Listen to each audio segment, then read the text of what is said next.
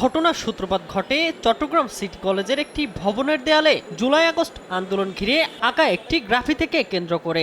গ্রাফিতির নিচে লেখা ছিল ছাত্র রাজনীতি ও ছাত্রলীগ মুক্ত ক্যাম্পাস। পরে কলেজ শাখা ছাত্র দলের এক নেতা ছাত্র শব্দ মুছে সেখানে গুপ্ত লিখে দেন, ফলে লেখাটি হয়ে যায় গুপ্ত রাজনীতি ও ছাত্রলীগ মুক্ত ক্যাম্পাস।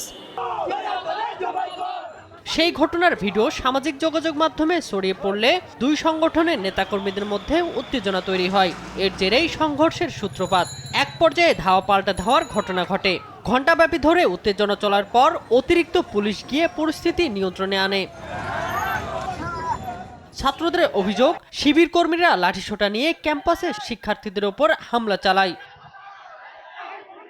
একই অভিযোগ ছাত্রদল নেতাদেরও।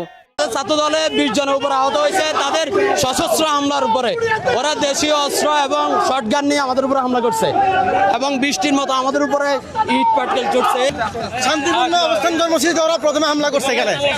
ওরা এই দিক দিয়ে লাঠি সোটা নিয়ে অস্ত্র নিয়ে আমরা সিটি কলেজে দাঁড়াইছিলাম, আমাদের ভাইদের সাথে কথা বলতেছি কি হয়েছে না হয়েছে, ওরা এখানে অতর্কিত আমাদের উপর হামলা করে। এ ঘটনার পর নগরের পাঁচলাইশ এলাকার একটি হাসপাতালের সামনে সংবাদ সম্মেলন করে ছাত্র শিবির। আইনি পদক্ষেপ নিব ইনশাআল্লাহ খুব স্বল্প সময়ের মধ্যে। আমরা এখন প্রেস ব্রিফিং দিব এবং আমরা আমাদের কেন্দ্র থেকে সংবাদ সম্মেলন করা হয়েছে, কেন্দ্রীয় সভাপতি সরাসরি কথা বলেছেন। আমরা স্বল্প সময়ের মধ্যে সেটা আইনি ব্যবস্থা নিব। ঘটনার পর কলেজ এলাকায় অতিরিক্ত পুলিশ মোতায়েন করা হয়েছে। বর্তমানে পরিস্থিতি এখন নিয়ন্ত্রণে রয়েছে বলে জানায় পুলিশ। পরীক্ষা চলছিল, আপনারা দেখেছেন যে পরীক্ষা পরবর্তী সময়ে পুলিশের উপস্থিতিতে আমাদের শিক্ষার্থীরা তারা যাতে ভয় না পায় তাদেরকেও আমরা পুলিশই ওই নিরাপত্তার মাধ্যমে বের করে দিয়েছি যাতে কেউ আতঙ্কগ্রস্ত না হয়। আমরা এটার সত্যতা জানার চেষ্টা করছি যে আসলে কোন ঘটনা থেকে উৎপত্তি।